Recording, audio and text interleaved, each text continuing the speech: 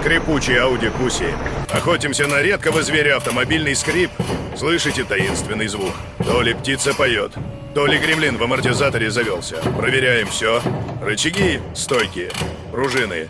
А скрип-то хитрющий прячется. Сайлент-блок, который уже не сайлент, а скрип-блок и шаровая, который люфтит. Как дверь в старом сарае. Вывод прост. Если машина скрипит, как бабушкин комод, не игнорируйте. Приезжайте, найдем, успокоим и вылечим.